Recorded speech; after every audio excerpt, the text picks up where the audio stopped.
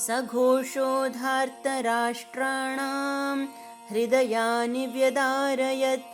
नभश्च पृथिवीं चैव तुमुलो व्यनुनादयन्।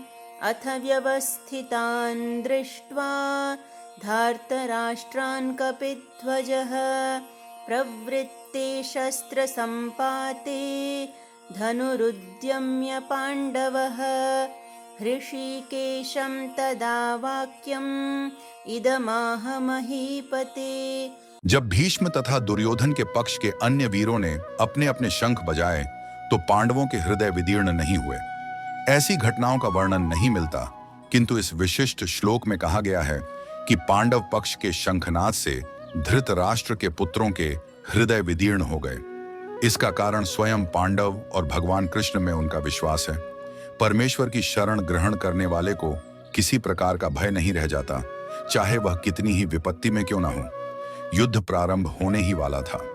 उपर्युक्त कथन से ज्ञात होता है कि पांडवों की सेना की अप्रत्याशित व्यवस्था से धृतराष्ट्र के पुत्र बहुत कुछ निरुत्साहित थे, क्योंकि युद्ध भूमि में पांडवों का निर्देशन भगवान कृष्ण के आदेशानुसार हो रहा था।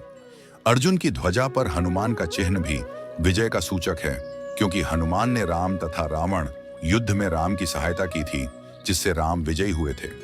इस समय अर्जुन की सहायता के लिए उनके रथ पर राम तथा हनुमान दोनों उपस्थित थे। भगवान कृष्ण साक्षात राम हैं और जहां भी राम रहते हैं वहां उनका नित्य सेवक हनुमान होता है तथा उनकी नित्य संगिनी वैभव की देवी सीता उपस्थित रहती हैं। अतः अर्जुन के लिए किसी भी शत्रु से भय का कोई कारण नहीं था। इससे भी अधिक इंद्रियों के स्वामी भगवान कृष्ण निर्देश देने के लिए साक्षात उपस्थित थे।